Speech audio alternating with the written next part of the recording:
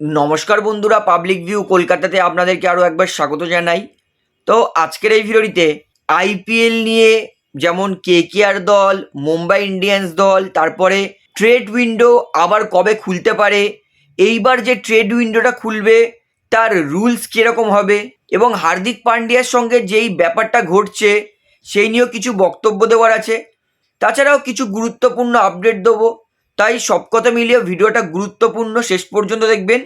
এবং যারা চ্যানেলটিতে নতুন আছেন সবাইকে একটা অনুরোধ করবো, তারা অবশ্যই চ্যানেলটিকে সাবস্ক্রাইব করে বেল আইকন প্রেস করে অল করে রাখবেন। তাহলে বন্ধুরা, সবার প্রথমে আপনাদেরকে রোহিত শর্মার আপডেটটা দিই। তো যখনই রোহিত শর্মাকে মুম্বাই ইন্ডিয়ান্স নিজের ক্যাপ্টেন্সি থেকে সরিয়ে দিয়েছে, মানে ক্যাপ্টেনশিপ থেকে স্যাক করে দিয়েছে, এই নিউজটা এসেছে, তারপর থেকে সব থেকে প্রথমে দিল্লি ক্যাপিটালস তারা মুম্বাইয়ের সঙ্গে কন্ট্যাক্ট করেছিল যে তারা রোহিত শর্মাকে তাদের দলে ট্রেড করে নিতে চায়, এবং ঋষভ পান্ত তার পরিবর্তে রোহিত শর্মাকে ক্যাপ্টেন বানাতে চায় দিল্লি ক্যাপিটালস আইপিএল 2024-এর জন্য, অর্থাৎ আগামী আইপিএলের জন্য। তো দিল্লি কিন্তু সরাসরি মুম্বাই ইন্ডিয়ান্সকে এই চুক্তিটা করে দিয়েছিল যে তারা রোহিত শর্মাকে পেতে চায়, ট্রেড করতে চায়। তবে যেহেতু মুম্বাইয়ের সঙ্গে রোহিত শর্মার কন্ট্রাক্ট আছে, তাই মুম্বাই কিন্তু পরিষ্কার না করে দিয়েছে যে রোহিত শর্মাকে ছাড়বে না মুম্বাই ইন্ডিয়ান্স, অর্থাৎ দিল্লিকে পরিষ্কারভাবে না করে দিয়েছে কিন্তু মুম্বাই ইন্ডিয়ান্স। তো এইবার যদি রোহিত শর্মা তিনি চায় যে তিনি রিলিজ করবেন নিজেকে এবং অন্য কোনো দলে যাবেন আইপিএলের, সেটা কিন্তু হতে পারে। যেমন হার্দিক পান্ডিয়ার ব্যাপারটাই বলি, গুজরাট কিন্তু হার্দিককে ছাড়তে চায়নি। হার্দিক যেহেতু নিজেই বলেছে, তাই গুজরাট ছাড়তে বাধ্য হয়েছে। তো এইটা নিয়ে এক সাংবাদিক অর্থাৎ রিপোর্টার অভিষেক ওঝা তিনি কিন্তু লিখেছেন যে যদি রোহিত শর্মা নিজেকে ট্রেডে ওপেন করে দেয় তাহলে সব থেকে বড় অফারটা মুম্বাই ইন্ডিয়ান্স করবে, এমনটাই কিন্তু রিপোর্টার অভিষেক ওঝা নিজের একটা টুইটারে টুইট করে লিখেছেন। অর্থাৎ কেকেআর ম্যানেজমেন্টের কেউ একজন, আমি তো মনে করি যেহেতু গৌতম গম্ভীর রোহিত শর্মার এত প্রশংসা করেন, রোহিত শর্মার ক্যাপ্টেন্সির এত প্রশংসা করেন, তাই আমার মনে হয় আর কেউ নয়, গৌতম গম্ভীরই কিন্তু এই স্টেটমেন্টটা দিয়েছে। যদি রোহিত শর্মা নিজেকে ট্রেড উইন্ডোতে অ্যাভেলেবেল করে তাহলে সব থেকে বড় চুক্তি সেটা কেকেআর করবে, কারণ কেকেআরের কাছে অলরেডি কিন্তু 33 কোটির কাছাকাছি আছে। তবে রোহিত শর্মা তিনি কিন্তু এই বিষয়ে এখনও কোনো সিদ্ধান্ত নেননি যে তিনি ট্রেড উইন্ডোতে আসবে। তো আমার মনে হয় না এই মুহূর্তে রোহিত শর্মা তিনি ট্রেড উইন্ডোতে নিজেকে নিয়ে আসবে। তাই রোহিত শর্মা অন্য কোনো দলে যাবে এর সম্ভাবনা কিন্তু খুবই কম, নেই বললেই চলে। রোহিত শর্মা মুম্বাই ইন্ডিয়ান্স দলেই থাকবে।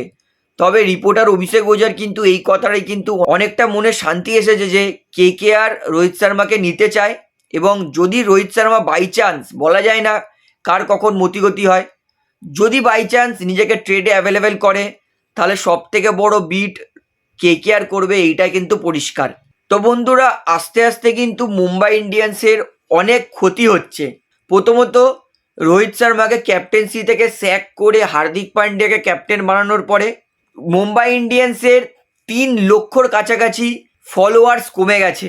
সোশ্যাল মিডিয়াতে মানুষ মুম্বাই ইন্ডিয়ান্সকে চরমভাবে হেট্রেট দিচ্ছে, মুম্বাই ইন্ডিয়ান্স দলকে প্রচণ্ড নেগেটিভ কথা বলছে মানুষ, এমনকি মুম্বাই ইন্ডিয়ান্সের জার্সি পর্যন্ত পুড়িয়ে দিচ্ছে সোশ্যাল মিডিয়াতে। এবং তাদের বক্তব্য যে রোহিত শর্মাকে যেহেতু মুম্বাই ইন্ডিয়ান্স সম্মান করেনি, তাই তারা মুম্বাই ইন্ডিয়ান্স সাপোর্ট করবেন না, এইটা তাদের বক্তব্য। এবং কেউ কেউ বলছেন যে আর মুম্বাই ইন্ডিয়ান্স তারা সাপোর্ট করবেন না, আইপিএল আর অন্যান্য দল সাপোর্ট করবেন কিন্তু মুম্বাইকে সাপোর্ট করবে না। তো ব্যাপারটা কিন্তু এইখানে থামিনি, মানুষ প্রচণ্ডভাবে অপমান করছে, প্রচণ্ডভাবে গালাগাল করছে ভারতীয় খেলোয়াড় হার্দিক পান্ডিয়াকে। মানছি রোহিত শর্মার সঙ্গে যেটা হয়েছে সেটা ঠিক হয়নি, তবে আমরা যেটা হার্দিক পান্ডিয়ার সঙ্গে করছি সেটাও কিন্তু ঠিক নয়।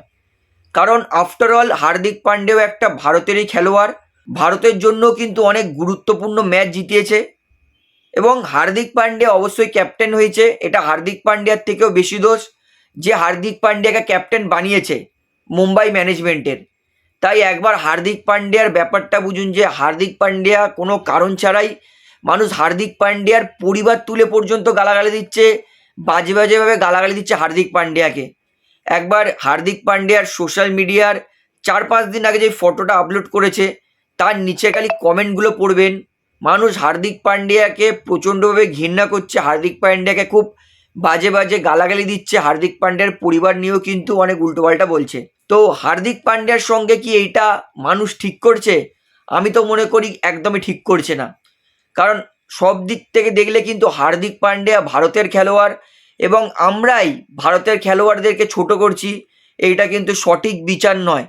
তাই আমি আপনাদের কাছে অনুরোধ করব, মুম্বাই ইন্ডিয়ান্সকে যা বলুক, অ্যাজ আ ক্লাব মুম্বাই ঠিক করেনি, তবে হার্দিক পান্ডিয়াকে কিন্তু এত অ্যাবিউজ করা, হার্দিক পান্ডিয়াকে কিন্তু এত বাজে বাজে কথা বলাটা কিন্তু আমার মনে হয় না একদম উচিত। তো আশা করি এই বিষয়টা বিচার বিবেচনা করে আপনারাও দেখবেন যে এটা হার্দিকের সঙ্গে ঠিক হয়েছে কি না হয়নি, সেটা আমাকে আপনারা কমেন্টে জানাবেন। তো মুম্বাইয়ের ক্ষতি এইখানেও আটকায়নি।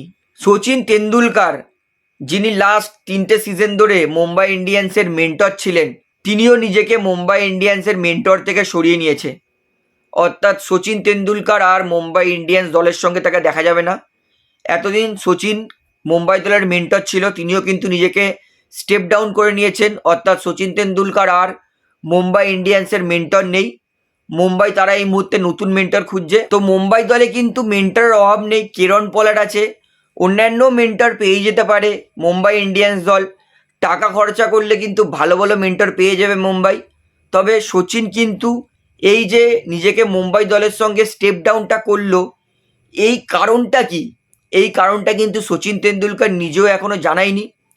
তো আমার মনে হচ্ছে ব্যাপারটা এটাই হতে পারে যে এই সচিন তেন্ডুলকার হয়তো মেবি খারাপ লেগেছে যে রোহিত শর্মার সঙ্গে এই জিনিসটা করেছে মুম্বাই, তাই হয়তো সচিন তেন্ডুলকার নিজেকে মেন্টর থেকে স্টেপ ডাউন করে নিয়েছে মুম্বাই ইন্ডিয়ান্সের। তো সচিন তেন্ডুলকার কেন এই জিনিসটা করেছে, সেই জিনিসটা কিন্তু সেই কারণটা কিন্তু আমি খুঁটে নাটিয়ে দেখছি, সমস্ত জায়গায় সার্চ করে দেখার চেষ্টা করছি, খোঁজার চেষ্টা করছি। সচিন তেন্ডুলকারের বিষয়টা জানলে কিন্তু, সচিন তেন্ডুলকারের কারণটা জানলে কিন্তু আমি আপনাদের সঙ্গে অবশ্যই জানিয়ে দেবো। তো বন্ধুরা, এইবারে আপনাদেরকে তার পরের আপডেট দিয়ে, এটা হচ্ছে আপনারা আমাকে জিজ্ঞেস করেছেন যে দাদা সত্যিই কি ট্রেড উইন্ডো খুলবে? তো অবশ্যই ট্রেড উইন্ডো খুলবে। আমি কিন্তু আপনাদেরকে আগেও বলেছি যে আইপিএলের অকশনের পরে ট্রেড উইন্ডো খোলে, তবে এই ট্রেড উইন্ডোর কিন্তু কিছু নিয়ম আছে। নিয়মগুলো কি? নিয়মগুলো হচ্ছে যে যেহেতু অকশনের পরে এই ট্রেড উইন্ডোটা খুলছে, অকশনের পরে যদি ধরুন কোনো দলের কাছে 2 কোটি টাকা বাজলো, তখন সেই দলটা সেই 2 কোটির মধ্যে কোনো প্লেয়ারকে ট্রেড করতে পারবে। ব্যাপারটা ভালো করে বুঝুন। যেহেতু আইপিএলের অকশনের পরে হচ্ছে ট্রেড উইন্ডোটা খুলছে, সেক্ষেত্রে যতটা অ্যাভেলেবেল ব্যালেন্স আছে তার মধ্যে থেকে ট্রেড করতে পারবে কোনো একটা দল। আমার কাছে 1.5 কোটি আছে, আমি 1.5 কোটির মধ্যেই সেই প্লেয়ারকে নিতে পারবো, যে টাকাটা আছে সেই টাকা দিয়ে ট্রেড করতে পারবো। বা এটাও করতে পারি, আমি আপনাদেরকে একটা বলছি কথাটা, ধরে নিন আরসিবি, ক্যামেরুন গ্রিন আরসিবি দলে খেলতে পারবে না, তো আরসিবি ক্যামেরুন গ্রিনকে রিলিজ করে দেবে, সেক্ষেত্রে 17 কোটি টাকা পেয়ে যাবে আরসিবি। তখন আরসিবি কিন্তু 17 কোটি টাকা দিয়ে প্লেয়ার ট্রেড করতে পারে। অথবা আরও একটা ট্রেডের নিয়ম, সেটা হচ্ছে প্লেয়ার এক্সচেঞ্জ। যেহেতু কারোর কাছে সেরকম আইপিএল অকশনের পরে 1 কোটি 2 কোটির বেশি বাঁচে না, তাই তখন প্লেয়ার এক্সচেঞ্জ করতে পারে। ধরে নিন আমি মুম্বাই আর কেকেআর প্লেয়ার ট্রেড করতে পারে রোহিত শর্মার, ভাবুন 15 কোটির রোহিত শর্মা, 16 কোটির আন্দ্রে রাসেল, এই ট্রেড হতে পারে, কথার কথা বলছি। তো এইটা কিন্তু, তো এই ট্রেডের কিন্তু কিছু নিয়ম আছে। যেই টাকা বেঁচে থাকবে আইপিএলের অকশনের পরে, সেই টাকা দিয়ে ট্রেড করতে পারবে আর প্লেয়ার এক্সচেঞ্জ করতে পারবে। অন্য ট্রেডগুলোতে কি প্লেয়ার রিলিজ করার পরে এত এত টাকা বেঁচে থাকতো, তো সেই টাকার মধ্যে ট্রেড করতে পারতো, এইবারে কিন্তু সেটা হবে না। তো আশা করি 20 ডিসেম্বর যে ট্রেড উইন্ডোটা খুলবে আইপিএলের অকশনের পরে, সেটা কিন্তু পুরো ডিটেলসটা জানিয়ে দিলাম। আর হ্যাঁ, এইটা কিন্তু কোনো একটা দল লিখিতভাবে চিঠি দেবে যে আমার এই প্লেয়ারটাকে চাই, তাই আমার ট্রেড উইন্ডো খুলতে হবে, তো তখনই কিন্তু ট্রেড উইন্ডো খুলবে।